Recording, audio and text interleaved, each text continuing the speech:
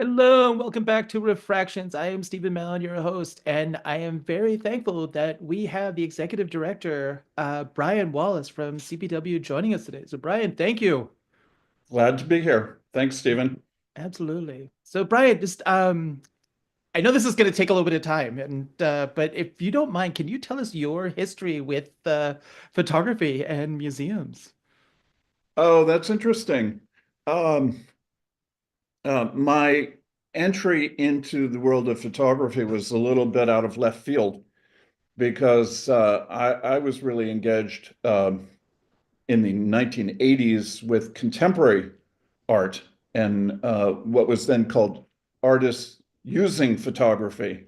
So this was principally the postmodern artists and photographers such as Cindy Sherman, Richard Prince, Barbara Kruger, artists like that who I worked with a lot during the time that I was curator at the New Museum of Contemporary Art when it was still the director was Marcia Tucker, the fabulous founding director, and it was still located on Broadway before the move. Uh, and I worked there for about 7 years, did a number of exhibitions, and edited some publications of contemporary critical writing and a book about artists' writings for the new museum. Uh, I did a monographic exhibition there of the work of Hans Haacke and some other interventions around contemporary art. But really, I was most intrigued by the uses of photography and the changing perceptions of the social applications of photography and how various artists were critiquing those kinds of stereotypes in photography, particularly as they appeared in the mass media. And then I was approached some years later by uh, Buzz Hartshorn, the director of the International Center of Photography, and his deputy director, Phil Block, uh, because they were looking for a chief curator who could somehow bridge the worlds of contemporary art and photography, which around the year 2000 were pretty distinct spheres.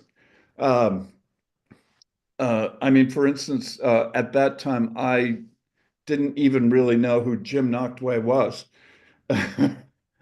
but I knew a lot of contemporary artists and contemporary photographers.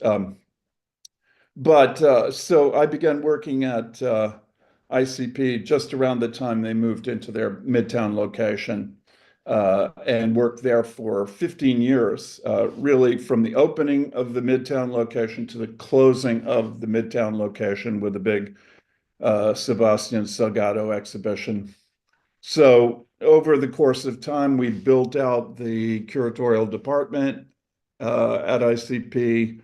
I think we did over 150 exhibitions there, had some fabulous curators, including Oakway and Wazor, Christopher Phillips, Carol Squires, Vince Aletti. I mean, it was really a fantastic experience, and many who are now working elsewhere, like Pauline Vermeer and Marina Chow, who's working now with me at CPW. So it was a great um, intellectual and curatorial breeding ground. And I'm pleased and proud to see that people have gone on to do great things elsewhere in the intervening years. It's definitely got to be rewarding. And then subsequent to working at ICP, I worked with Arthur Walther and the Walther Collection. Arthur was a trustee at ICP, and around the time he left, I also left and began working with him closely on building a project around vernacular photography, which was a little bit undefined at the time.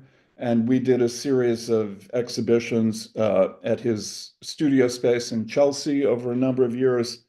culminating in a big conference we had at Columbia in 2018 that then resulted in a book edited by myself and Tina Campt and Marianne Hirsch and Gil Hochberg called Imagining Everyday Life Engagements with Vernacular Photography, which collected a lot of the key thinkers in this area, and I think really has become a kind of textbook or primer in how to look at non-fine art photography in new and important critical ways.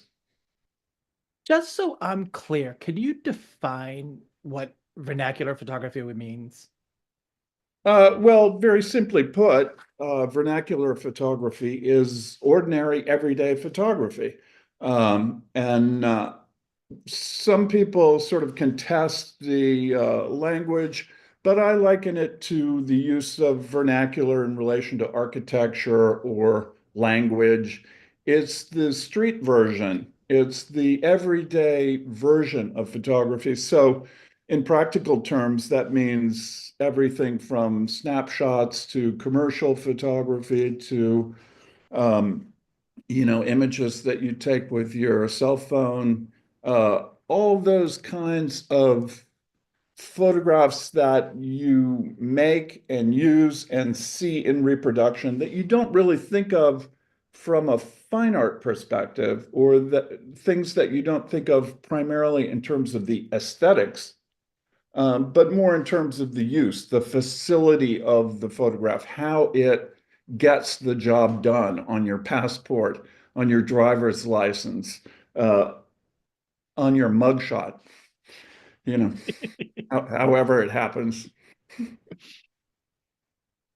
Far as I know, I don't have one, but a couple of the other Might, ones. you might, I might.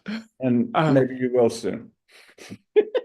let's see. Anyway, but I mean, to me, that was immensely interesting because when I was doing research in photography, I was always really interested more in the social applications of photography, how it served to shape ideas and identities in our culture, rather than the more formal aspects of picture taking, and frankly, the more political resonances of photography, how it creates or embodies or challenges certain notions of society, how it is and how it might be. And and really, the field of vernacular photography does that all the time, right? It's always about how people want to represent themselves, how the culture in which they exist chooses to represent them, and an ongoing conflict between those two things. I mean, that's a part of it, but that's, I think, a key part of it. And it functions, those types of photographs function in a very different way than the more um, thought through, seasoned, and in some cases esoteric approaches of fine art photographers. Okay. Thank you for that. And is that still an area? It sounds like it's still an area of interest for you, that this was. Oh, absolutely. I mean, and it's you know, I would say never ending. There are an infinity of images and approaches to be explored in this area, which frankly is most of photography, but has generally been until quite recently ignored by critics and photo historians. So now people are starting to look at that work more critically and seriously. So there's a lot of um, basic spade work to do in the field. A lot of research. Okay, so then that was the collection. And then did you give yourself a break at all, or did you go straight to CPW? No, Sorry. I was working freelance and I heard from my good friend Maya Benton about the situation at the nearby Center for Photography at Woodstock. They had lost their director, they had sold their building, and they were attempting to move to Kingston, which is nearby, but a very different um, venue. Uh, and uh, and Maya had been hired to curate an exhibition for CPW before they lost their director. And she was like, you gotta help me here. We need to we need to pull this together. They're looking for a director. I think it should be you." Nice. So I threw my hat in the ring. Um, but to me, it represented a really important possibility because I had been increasingly disenchanted with the direction of most major museums in this country, which all sort of tend to replicate one another and seem largely disengaged from their principal audiences and their regional connections. And what I see that's quite exciting everywhere is kind of return to more of a local approach to culture and a kind of grassroots engagement with ideas about all sorts of image making. And this is reflected in a lot of regional arts organizations, a ton of local and regional arts residencies, and just more and more artists and art workers moving out of the major metropolitan areas and exploring local cultural tendencies.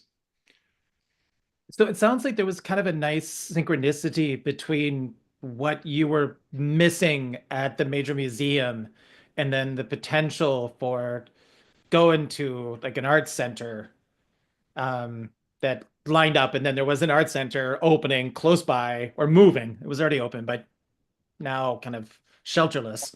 You Um, just you just always have to be alive to those possibilities when they crop up. It Absolutely. was it was yes, indeed, a very nice synchronicity. I think I brought some things to the organization that were helpful. I think there were some opportunities here that I could build on and take advantage of. So it worked out quite well, I think.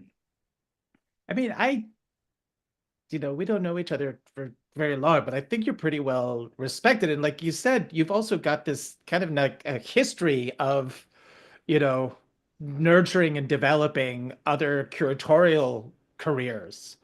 And I think that's really great to hear and know about because your name kept on coming up with all these people that I was talking to. And it was just like, I know I'm trying to get to him. Well, I think one of the things that I've always tried to do, and maybe even more so here at CPW, is be collaborative, to work with people, to give individuals opportunities, and to try to form partnerships and alliances when possible. Uh, One of the things that I really admire and respect about CPW, which now has an almost 50-year history, is that it has always been focused on artists and photographers first, right? So some larger museums and institutions come from more of an art historical background. They're looking at long-term tendencies and processes within the field, but not so much working directly with contemporary creators. And that's always been the bedrock for CPW, and it's tremendously exciting, generative, and just as you say about nurturing curators in the field, CPW has been really crucial to nurturing photographers. In 1999, CPW initiated a program of artists in residence for artists of color. which was quite extraordinary for the time. They received a seed grant from the National Endowment for the Arts, and the program has continued for 25 years. And it's an amazing thing that is widely regarded and respected for artists who are sometimes excluded from the mainstream of galleries, museums, and other exhibition spaces. So over the course of these 25 years, some of the leading photographers of color, such as LaToya Ruby Frazier, Dina Lawson, Paul Sepoya, Keisha Scarville, who you talked with recently. A lot of these artists got their start at CPW. LaToya Ruby Frazier said to us that she wanted to join our board because CPW was the place that first recognized her as an artist. And I thought that was really impressive. And it's also a sign of what an institution can do if it really makes a strong commitment to the artists first. Very nice. Um, so getting back to you get the job, you're hired, and you were just saying that they had already decided that they wanted to go and find something in Kingston. Um, Yes, yes. So by the time I was hired, they had already moved to a temporary storefront in Midtown Kingston.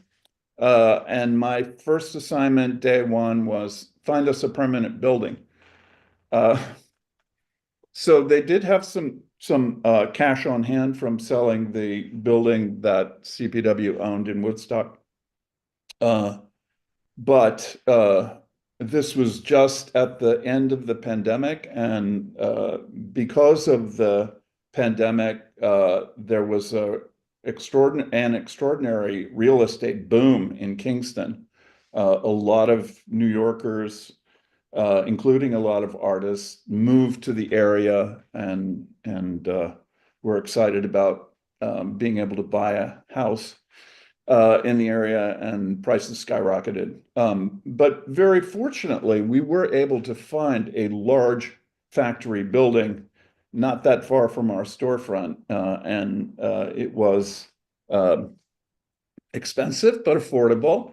And it was whereas the space in Woodstock was about 2,500 square feet. This building was 40,000 square feet. So I think it shocked the board a little bit, the proposal, but I convinced them that from my experience, you never have too much space. And I know that at ICP, we were always squeezed for space. And then even after I left, they had this sort of odyssey to try and find adequate permanent space in Manhattan. So that was very clear in my mind. And we were able to acquire this fantastic former cigar factory with a great history, great architecture, 4 floors of open space with lots of windows.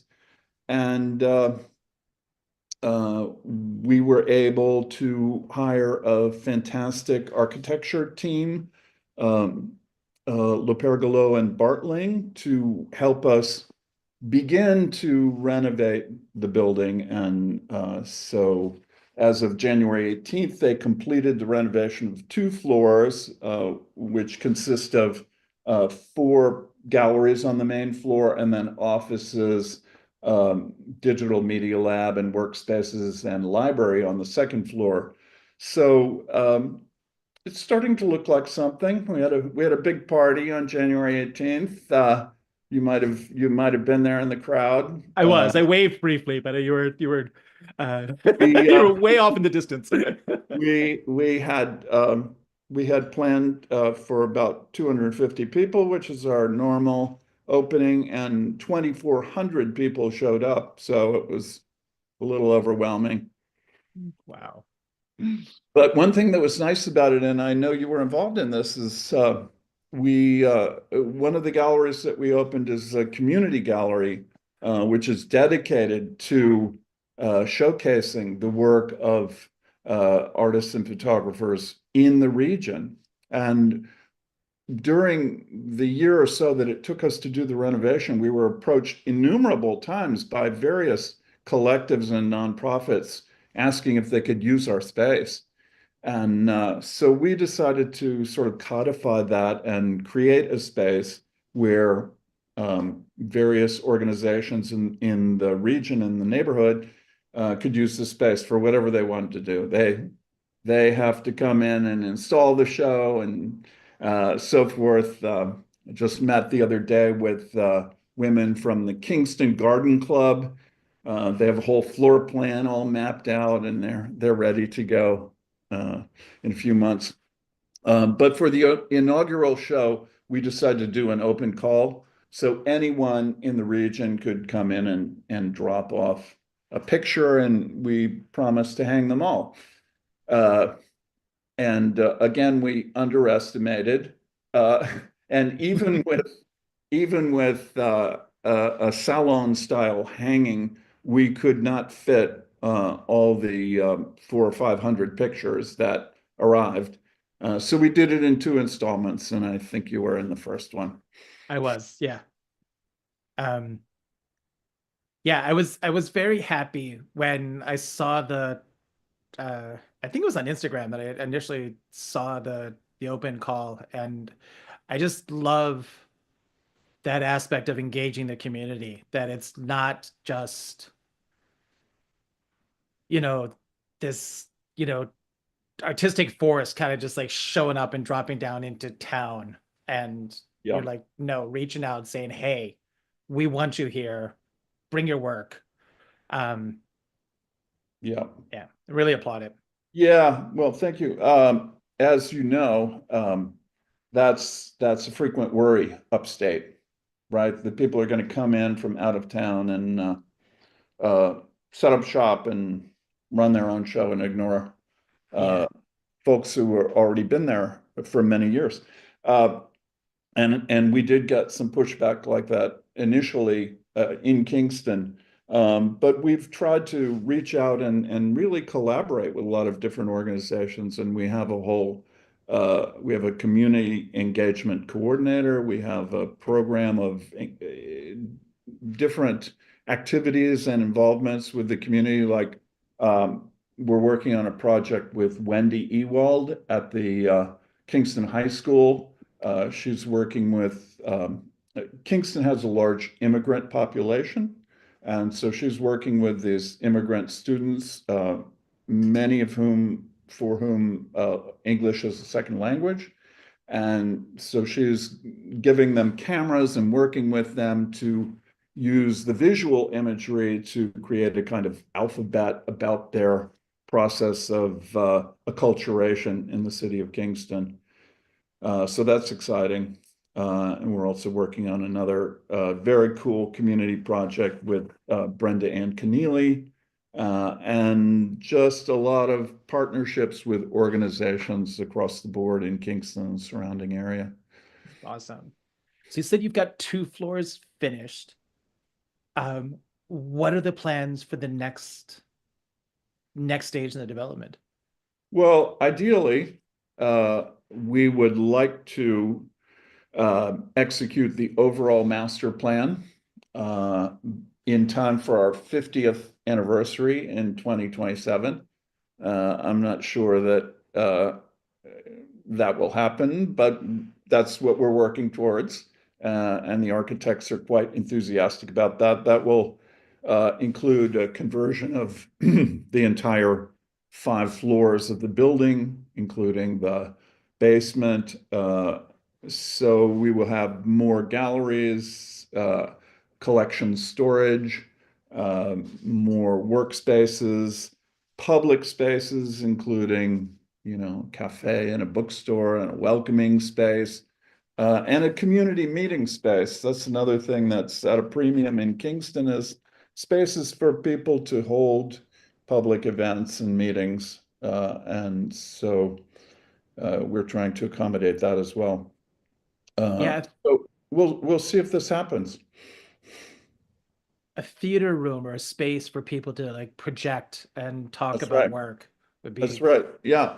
There's a great film organization here called Upstate Films, and I've been in conversation with them. One of the strange anomalies is Kingston doesn't really have a neighborhood theater. There's a multiplex, but not a neighborhood film theater. So, um, but one of the hangups here is our factory was built quite close to the railroad, and turns out railroad traffic and film projection don't go too well together. So sound and vibration might interfere with our plans. But we're working on that, and we're developing plans for a drive-in festival this summer with the Woodstock Film Festival. oh good. So we have a large parking lot. So come, bring your dinner, and get a pizza, watch a movie. Nice.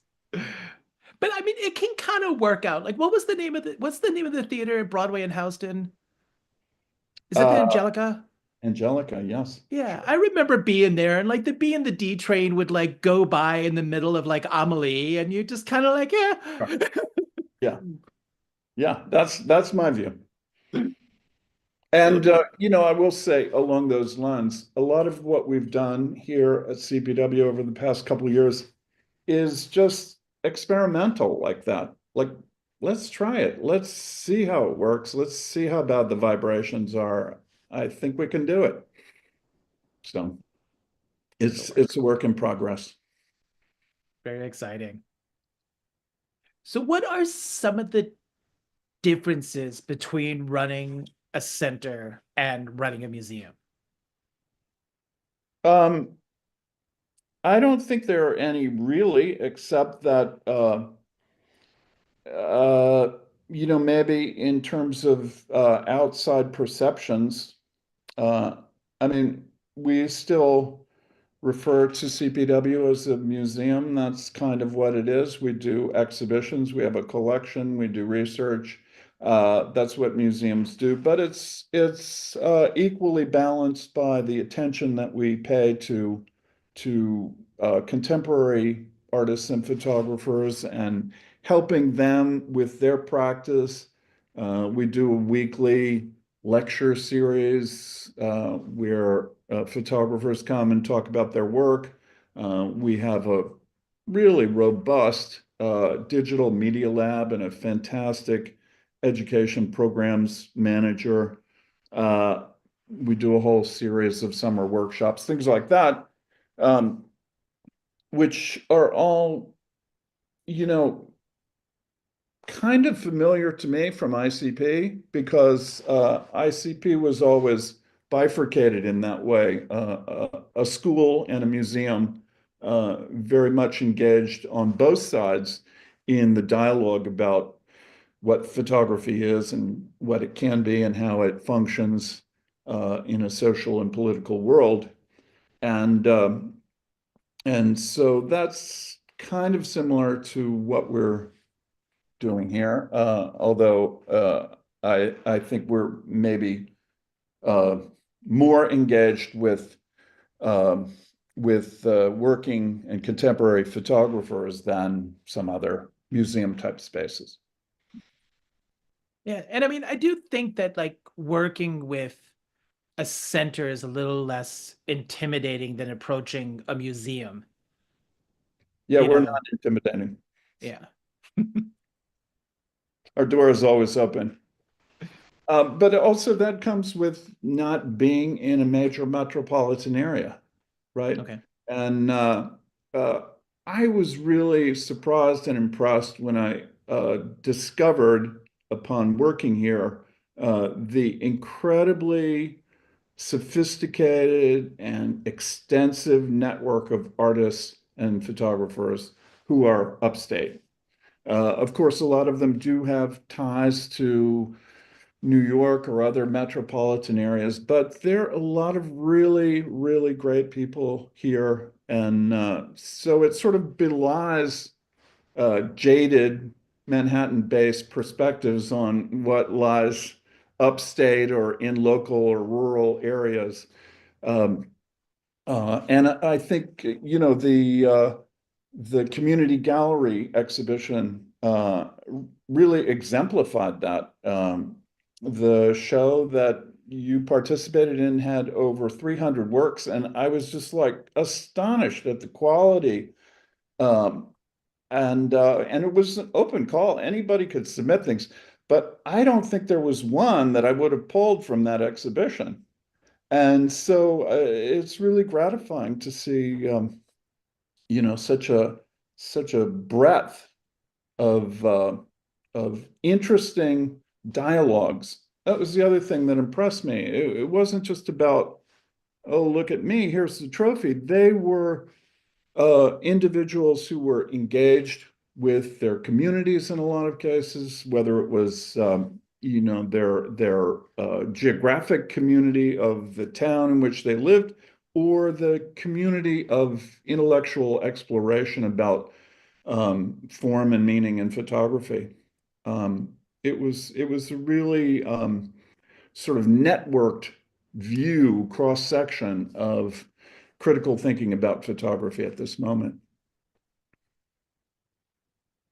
You get involved with installing it was because it was really nicely laid out. Like the shot that we had to advertise was the installation photo, and you your whole whoever did it, anyone involved, I think it's because it's tough, like hanging all those different artists, different sizes, different hardware, even, just like getting that to look good, I think is a skill into its own. Um, Yeah, well, we're fortunate to have two great curators here, Adam Ryan and Marina Chow, and fantastic local installation team. But, all of us have had experience in major metropolitan museums, and we know what the standard is and how to do things so that it hangs right. And so I did feel quite good about that rather cacophonous but well-organized installation. yeah, bravo.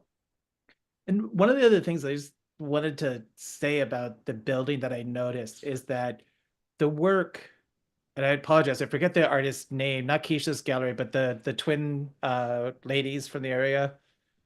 Um, the show is beautiful, and the display case in the center, it's all like really eloquently laid out. But there's a nice balance of having it displayed on kind of like the traditional white wall, but there's still all of the like there's details and accents of the historic nature of the building and the space that we're in.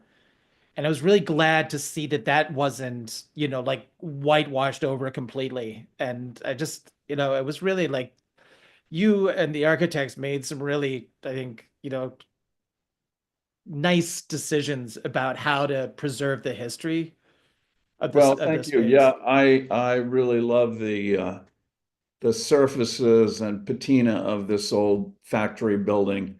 And one of the things that really attracted me to it was it wasn't really chopped up or bastardized over the years. It was really pretty much intact with open 8,000 square foot floors from when it was originally used for chopping and packing these cigars. Um, it was built in 1907, and there were 800 people who worked here. It Wow. was it was like a really robust factory at the center of a small factory boom town in Kingston. There were 12 other factories for cigars, and so I don't know why that was the case. I got to get to the bottom of that, but it's an exciting part of the story, and I like any of the remnants that we can preserve of that industrial history. I had like a sneak I think previewed during the Upstate Art Weekend like a year and a half ago, where like construction hadn't started, but we were able to like get up and I think see the like, the second floor with these giant wooden shelves for a store because Yeah, there was like a plumbing company in there for a little while, right? that's true. Yes. Yeah. And I was just drooling, I was just like, oh, the storage. Yeah. There's a lot of space. And as I said, space is always at a premium. And so we're exploring now how to convert some of those spaces into studios for artists because again, that's everybody's looking for space, even just a little corner to do their work in or store their pictures in or something like that. I Uh, wish I could have been in the meeting when like you came back with, like I know you were looking for like 2,500 square feet, but how about this 40,000 square foot factory that I found? It's really cool. that was a bit of a sell job. But it was cool. You mentioned the Kenyan sisters. I really was very proud of that exhibition because uh, during the first few months I was working at CPW, I got a call that one of the key staff members, Colleen Kenyon, had just died. And I didn't really know that much about her or her work. Um, and I tried to go online and find out information. There really wasn't that much. So I started asking around, all of which led to a patron who helped us gather the materials from her and her sister's estates and to produce this exhibition. And so it was really a process of pulling out the files and piecing together their history of working in photography. And we had two great curators from Bard, Tom Wolfe and Lori Dahlberg, who did a lot of that work. And we actually produced a book, a monograph on the Kenyan sisters as a result of that. And the work, I think, was quite exciting. Um, but just in terms of the perils of taking an administrative job. They were quite active in the 70s, and Colleen was shown at the Museum of Modern Art, and Kathleen Kenyon was shown at Women House in LA, and they were out there and very ardent feminist artists who were always supporting other women artists. And then they came back to their hometown of Woodstock and accepted jobs as director and associate director at CPW. Uh, so CPW had been founded a few years before by Howard Greenberg and Michael Feinberg, two sort of hippie photographers who just wanted a dark room. And they had this little clubhouse. But the Kenyan sisters, twin sisters, they took over this thing and really turned it into a world-class institution. I mean, when I was at ICP, still, I was getting their mailings and their auction catalogs, and I was like, what is this place? They did fantastic exhibitions, but sad to say, they poured themselves into running this organization, and their actual photographic work sort of tailed off. But what they did do in the 70s and early 80s was quite fantastic. And that's the story of the exhibition. Very nice. And I've heard that, from a couple of different people that these spaces and organizations, they're phenomenal, but it's a give all situation, it's kind of like it's really, I think, hard to maintain the practice as an artist and take on a center like this because it needs a lot of attention, needs a lot of care, needs a lot of energy, and it's really hard to like, and you're really passionate about it too, and I can tell that you are, and it's like it would be hard to like maintain a practice as an artist and keep up a space like this because one of them is going to suffer. Yeah. Yeah. Fortunately, I'm not a photographer. Uh, is there a dream project for you? Uh, you know, it's always a successive litany of dream projects, and so it's about realizing one and going on to the next one. Right now, I'm working on a project that has been in the works for a number of years, and I think is really quite exciting. And this will be next fall. It's an exhibition called Kinship and Community, the Texas African American Photography Archive.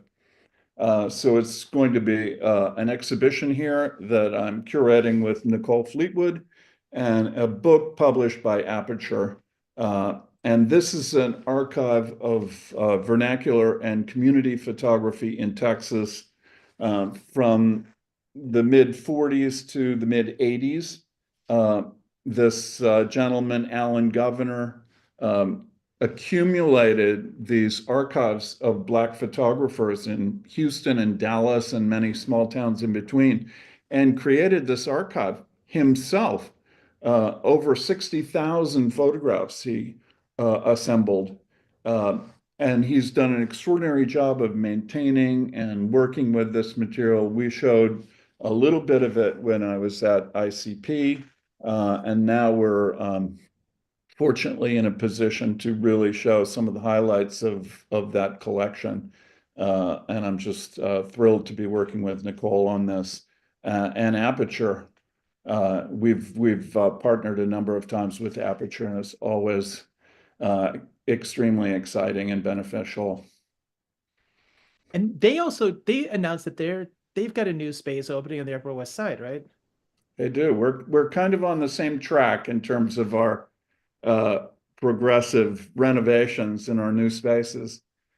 And they're just doing fantastic work with the books, the magazines, and all of the public programs online and in person that they've initiated, and continuing to do traveling exhibitions, which I find quite exciting. A lot of good stuff.